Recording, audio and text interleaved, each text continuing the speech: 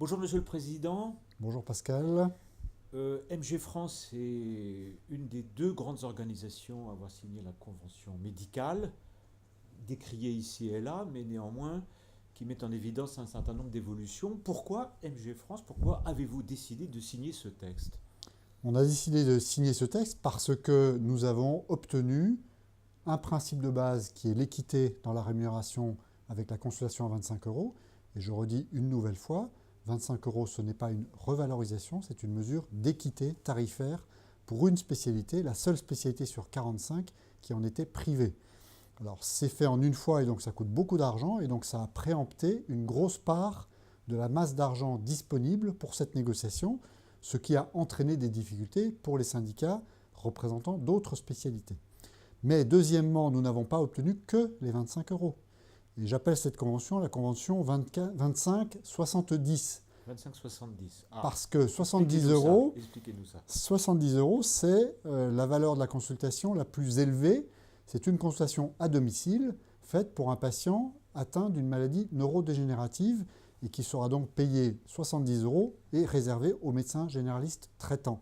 Et entre ces deux valeurs, il y a beaucoup de valeurs de consultation, 30, 40, 46, 60 euros, qui sont des valeurs de consultation qui reconnaissent des contenus de consultation plus lourds. Par exemple, annoncer à un patient qu'il a un cancer, lui expliquer la stratégie thérapeutique, sera désormais payé 60 euros. On pourra donc y passer assez tranquillement, une demi-heure, peut-être même un peu plus, pour que le patient, on puisse répondre à toutes ces questions. Il y a toujours beaucoup de questions dans ces situations-là, on le comprend bien.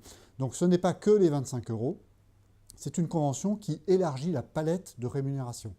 En plus, pour MG France, il y a une amélioration des rémunérations forfaitaires. Elles représentaient jusqu'à présent 12% du chiffre d'affaires d'un médecin généraliste. Elles vont désormais représenter probablement environ 15%.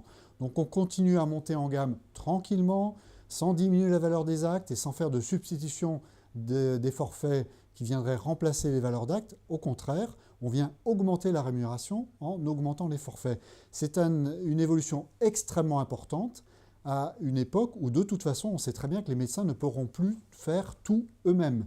Ce ne sera plus le médecin qui devra être au chevet du patient en permanence.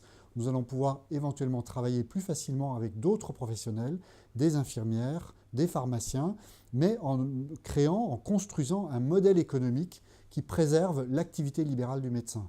Et puis il y a encore d'autres choses. Il y a la protection sociale. Nous allons améliorer la protection maternité des jeunes femmes médecins qui voudraient concilier l'exercice libéral et des grossesses et des naissances d'enfants. Et ce n'est pas tout. Nous avons sauvé la retraite des médecins en mettant définitivement sur les rails l'ASV, qui est la partie importante de la retraite des médecins, qui représente entre 35 et 40% de la retraite des médecins. Cette retraite-là, qui était menacée de fermeture en 2014, elle est définitivement sauvée. Et il y a encore d'autres choses. Nous avons amélioré les relations avec les caisses. Nous n'acceptons plus des dictats de la part des caisses. Nous voulons discuter de ce que reçoivent les médecins. Il y a nécessité, dans cette convention, de la part des caisses, d'être beaucoup plus attentifs à ce que les relations s'améliorent parce que nous n'acceptons pas d'être traités comme des délinquants, y compris pas comme des délinquants statistiques. Qu'est-ce qui explique une forme de, comment dire, de distance ou une sorte de fossé entre ce texte que vous justifiez, que vous qualifiez plutôt de bon, donc, et l'attitude des médecins sur le terrain qui ont du mal à comprendre ce qui se passe et à se prononcer?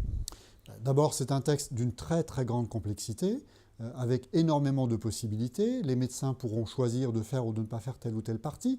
Je prends un exemple, la ROSP, la fameuse ROSP, qui plaît à beaucoup de médecins et qui déplaît à quelques médecins.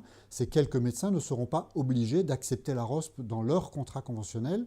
Et si jamais un jour ils changent d'avis, ils pourront l'avoir refusée dans un premier temps et ensuite chaque année décider ou pas de reprendre la ROSP et donc de bénéficier de cette rémunération. Donc c'est un texte compliqué parce que nous sommes dans un système de santé compliqué, complexe. Les relations entre médecins traitants et médecins correspondants, ça n'est pas facile à organiser. Donc il y a des améliorations si un correspondant accepte de prendre un patient en urgence à notre demande. Il y a une amélioration pour le médecin correspondant et il y a une amélioration pour le médecin traitant.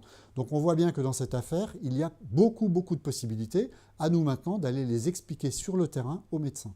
Vous êtes conscient d'un déficit d'information? Alors on est non seulement, Explication. mais on en est tellement conscient qu'on a fait des assemblées générales. J'ai passé beaucoup de temps à expliquer le contenu de la convention à mon propre comité directeur. On vient de faire une assemblée générale, on a passé la moitié de l'assemblée générale à expliquer le contenu. On est en train de faire des PowerPoint pour expliquer comment on va pouvoir expliquer ça aux médecins. On a un travail d'explication extrêmement profond à faire parce que c'est un texte avec beaucoup de possibilités et qui va probablement nous prendre du temps et nous allons le faire évidemment conjointement aussi avec l'assurance maladie. Merci.